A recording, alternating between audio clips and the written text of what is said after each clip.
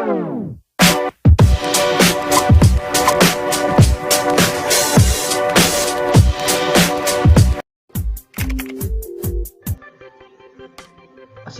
warahmatullahi wabarakatuh. Anak-anak semuanya dimanapun berada, alhamdulillah pada kesempatan yang baik ini kita bisa kembali lagi melaksanakan kegiatan pembelajaran secara online untuk mapel fikih kelas 7 MTS semester ke-6.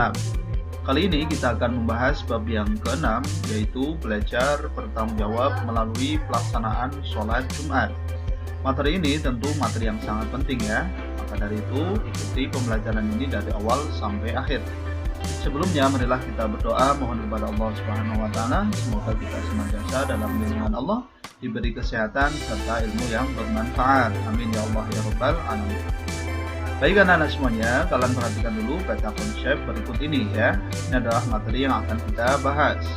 Meliputi pengertian sholat Jumat, dasar hukum sholat Jumat, kemudian syarat sah dan syarat wajib sholat Jumat. Kemudian ada 2 khutbah Jumat. Nah, ini nanti kita juga akan mempelajari dasar hukum sholat Jumat, baik yang ada dalam Al-Quran maupun di hadis. Kemudian nanti kita juga akan pelajari tata cara pelaksanaan sholat Jumat. Dan juga nanti ada hikmah tentu ya, yang akan kita petik setelah kita mempelajari sholat Jumat. Baik, sudah siap belajar anak-anak? Kalau sudah, coba kalian amati gambar berikut. Ya, silahkan kalian cermati gambar berikut ini. Setelah kalian cermati gambar berikut ini, coba kalian buat beberapa pertanyaan ya seputar gambar tersebut. Contoh, bagaimana cara melaksanakan sholat Jumat?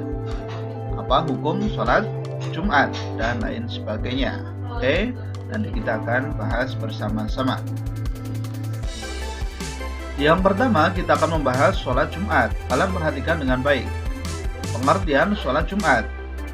Sholat Jumat merupakan sholat 2 rakaat yang dilakukan setelah tergelincirnya matahari atau waktu sholat zuhur dengan ketentuan-ketentuan yang telah diatur secara terperinci.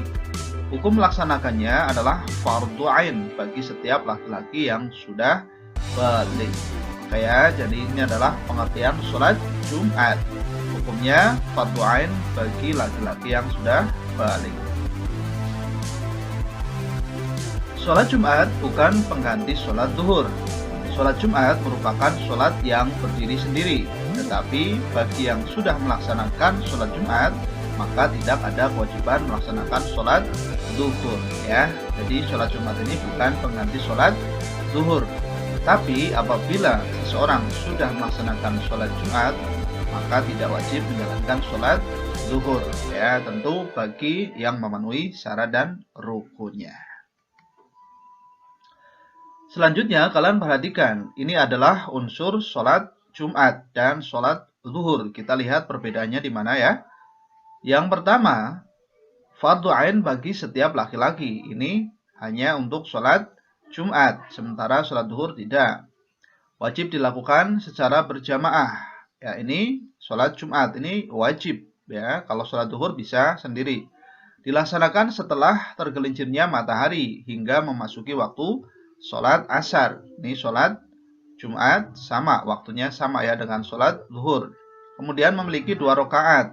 Nah, ini sholat Jumat 2 rakaat, sholat zuhur 4 rakaat. Terdapat 2 khutbah sebelum pelaksanaan sholat. Ya, ini sholat Jumat ada ya, sementara sholat zuhur tidak ada. Termasuk sholat yang dikeraskan bacaannya. Sholat Jumat iya, sementara sholat zuhur tidak. Oke, bisa dipahami ya anak-anak ya. Ini perbedaan antara sholat zuhur dan sholat Jumat. Adapun dasar sholat Jumat, yang pertama kita akan lihat dari hadis Rasulullah Shallallahu Alaihi Wasallam, yang artinya adalah hari Jumat adalah tuanya semua hari dan bagi Allah merupakan hari paling agung. Di mata Allah hari Jumat lebih agung dari hari Idul Fitri dan Idul Adha. Hadis riwayat Ibnu Majah. Wah, ini adalah hadis dari Rasulullah Shallallahu Alaihi Wasallam tentang keutamaan hari Jumat ya. Untuk selanjutnya adalah Al-Quran surat Al-Jumu'ah ayat 9. Ya, ini ada dalil tentang sholat Jumat. Kalian perhatikan, mari kita baca bersama. Bismillahirrahmanirrahim. Ya ayyuhalladzina amanu idza nudiya lis-sholati min yaumil jum'ati fas'au ila dzikrillahi wa dzarul bai'. Yang artinya adalah, hai orang-orang yang beriman, apabila diseru untuk menunaikan sholat Jumat, maka bersegeralah kamu mengingat Allah dan tinggalkanlah jual beli. Al-Quran surat Al-Jumu'ah ayat 9. Nah, ini adalah dalil tentang pelaksanaan sholat Jumat baik dalam Al-Quran maupun hadis Rasulullah Sallallahu Alaihi Wasallam. Bisa dipahami ya anak-anak ya? Baik, kalau sudah paham, kita lanjutkan lagi. Kita akan membahas syarat sah dan syarat wajib sholat Jum'ah. Ayo. Yang pertama, kalian perhatikan dengan baik. Ini ada dua pendapat. Syarat wajib sholat Jum'ah. Pendapat yang pertama, Islam. Ini pendapat pertama, tidak. Ya. Kemudian pendapat yang kedua, ada. Ya. Kemudian merdeka. Pendapat yang pertama, iya. Pendapat yang kedua, kemudian memasuki usia baligh. Nah, ini pendapat yang pertama ya. Pendapat yang kedua, iya. Berakal, ya, tidak. Kemudian pendapat yang kedua, iya. Kemudian laki-laki, iya. Kemudian yang kedua juga, iya. Sehat, ya, tidak. Kemudian pendapat yang kedua, iya. Kemudian menetapkan, iya. Kemudian pendapat yang kedua, iya. Oke, ini adalah syarat wajib sholat Jum'ah. Kemudian syarat sah sholat Jum'ah. Kalian cermati baik-baik ya. Silakan coba kalian baca dan cermati baik-baik. Pak Guru kasih waktu.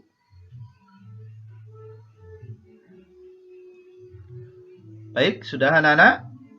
Sudah kalian cermati ya? Mudah-mudahan dengan mencermati ini kalian bisa membedakan antara pendapat yang pertama dan pendapat yang kedua. Nanti kita akan simpulkan dan akan kita padukan keduanya. Baik, jika dipadukan, maka syarat wajib sholat Jum'ah sebanyak 7 syarat. Apa saja? Yang pertama adalah Islam, kemudian merdeka, memasuki usia baligh, berakal, laki-laki, sehat, dan menetap. Ya, ini adalah keputusan jumhur ulama atau kebanyakan ulama. Bisa dipahami? Ya, sekarang kita akan membahas mengenai 2 khutbah Jumat ya. Karena sholat Jum'ah ini wajib ada 2 khutbah. Sekarang kalian cermati dengan baik. Jika dalam pokok bahasan sholat dikenal dengan istilah syarat sah dan syarat wajib, maka dalam 2 khutbah dikenal dengan syarat dan rukun khutbah.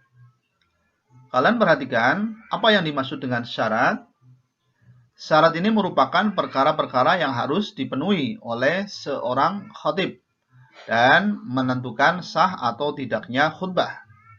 Syarat ini di luar materi khutbah yang disampaikan. Oke. Kemudian apa itu rukun? Rukun merupakan perkara-perkara yang harus dipenuhi dalam materi khutbah yang disampaikan dan menentukan sah atau tidaknya khutbah. Bisa dipahami ya anak-anak ya? Ini adalah perbedaan antara syarat dan rukun. Selanjutnya kita akan membahas syarat 2 khutbah Jumat, yaitu ada 11 syarat. Yang pertama adalah suci dari hadas besar dan hadas kecil. Yang kedua, suci dari najis baik badan, pakaian, dan tempat khutbah. Yang ketiga, menutup aurat. Yang keempat, berdiri bagi yang mampu. Yang kelima, duduk sejenak di antara 2 khutbah dengan disertai tumak ninah. Yang keenam, berurutan antara 2 khutbah. Yang ketujuh, berurutan antara 2 khutbah dengan sholat Jumat. Yang kedelapan, menggunakan bahasa Arab. Yang kesembilan, jamaah yang mendengarkan minimal 40 orang. Yang ke-10, waktu pelaksanaan masih dalam lingkup waktu sholat zuhur. Yang ke-11, mengeraskan suara yang sekiranya 40 jamaah dapat mendengarkannya. Bisa mengeraskan suara dengan cara dilakukan dengan bantuan pengeras suara dan sah hukum khutbahnya. Ya, baik, ini adalah syarat 2 khutbah. Bisa dipahami ya anak-anak ya? Silakan kalian cermati dengan baik. Selanjutnya adalah rukun khutbah Jumat. Kalian perhatikan. Yang pertama adalah khotib membaca tahmid atau pujian kepada Allah Subhanahu wa taala. Yang kedua adalah membaca 2 kalimat syahadat. Yang ketiga adalah membaca sholawat kepada Nabi Muhammad Shallallahu Alaihi Wasallam. Yang keempat, khatib berwasiat takwa. Kemudian yang kelima adalah membaca Al-Quran pada salah satu khutbah. Dan yang keenam adalah mendoakan kaum muslimin dan muslimat untuk mendapatkan ampunan dari Allah Subhanahu wa taala di khutbah yang kedua. Ya, itu adalah bagian dari rukun khutbah Jumat. Bisa dipahami anak-anak? Oke anak-anak, tadi kita sudah membahas rukun khutbah ya. Nah sekarang bagaimana cara melaksanakan sholat Jumat? Seperti dalam sholat fardu 5 waktu, sholat Jumat juga memiliki tata cara pelaksanaan yang diatur secara ketat. Rangkaian pelaksanaan sholat Jumat berbeda dengan sholat fardu lainnya karena menyertakan 2 khutbah sebagai bagian tak terpisahkan. Namun pelaksanaan sholat Jumat memiliki persamaan dengan sholat fardu, yaitu ada pelaksanaan yang hukumnya sunnah, baik muakkad atau ghairu muakkad, dan ada juga yang wajib dipenuhi. Oke. Nah, apa saja perkara-perkara yang termasuk dalam pelaksanaan sholat Jumat, baik yang wajib maupun yang sunnah? Perhatikan dengan baik. Yang pertama ini adalah mandi, ya, hukumnya apa? Sunnah. Kemudian memakai wangi-wangian, ini juga sunnah. Kemudian memakai pakaian yang paling bagus, ini juga sunnah. Kemudian memotong kuku, ini juga sunnah. Kemudian sholat tahiyatul masjid, ini hukumnya sunnah. Kemudian azan pertama, ini juga hukumnya sunnah. Kemudian sholat sunnah qobliyah, ini juga hukumnya sunnah. Kemudian persiapan azan yang kedua. Kemudian azan yang kedua. Nah, kemudian khutbah Jumat. Nah, ini khutbah Jumat ini hukumnya wajib, harus ada ya. Kemudian iqamah, ini juga termasuk bagian sunnah. Sholat Jumat, nah ini termasuk adalah wajib untuk dikerjakan. Kemudian berzikir setelah sholat, ini hukumnya juga sunnah. Ya, jadi dari pelaksanaan sholat Jumat ini yang wajib adalah yang pertama ini adalah khutbah Jumat. Ya, kemudian yang kedua adalah sholat Jumat. Ini merupakan hal yang wajib ada dan wajib dilaksanakan. Bisa dipahami ya anak-anak ya? Oke, baik. Selanjutnya kalian perhatikan. Tahukah kita tata cara pelaksanaan sholat Jumat yang memadukan antara perkara-perkara yang diwajibkan dan disunahkan kadangkala memiliki perbedaan antara satu masjid dengan masjid yang lain. Seperti halnya dalam berzikir dan berdoa, perbedaannya terjadi karena banyaknya ayat-ayat Al-Quran, hadis, dan pendapat para ulama. Bagaimana sikap kita?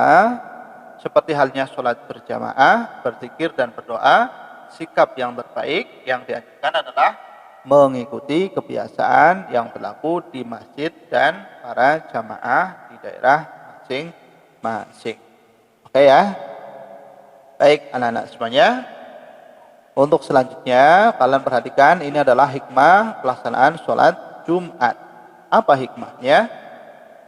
Yang pertama adalah melatih kedisiplinan. Yang kedua melatih tanggung jawab. Kemudian orang yang melaksanakan sholat satu Jumat ke Jumat berikutnya, maka hari-harinya di antara 2 Jumat tersebut akan mendapatkan ampunan dari Allah Subhanahu wa taala. Ya, luar biasa. Insyaallah. Kemudian yang keempat, hari Jumat termasuk waktu yang terkabulnya doa hamba Allah, terutama waktu setelah hamba Allah melaksanakan sholat Jumat kemudian. Ya, baik anak-anak semuanya, ini adalah hikmah dari sholat Jum'ah. Banyak sekali ya hikmah yang kita ambil dari pelaksanaan sholat Jum'ah ini. Makanya ayo kita kerjakan, jangan sampai ditinggalkan. Terutama bagi yang laki-laki yang balik, yang sudah memenuhi syarat dan rukunnya. Ya, tentu juga untuk meningkatkan kualitas keimanan dan ketakwaan kita kepada Allah Subhanahu wa taala. Mudah-mudahan kalian bisa memahami apa yang Pak Guru sampaikan ya. Demikian yang tadi Pak Guru sampaikan dari awal sampai akhir. Nah, sekarang coba kalian kerjakan latihan soal berikut. Silahkan kalian baca ya dengan baik dan silahkan nanti dikerjakan soalnya.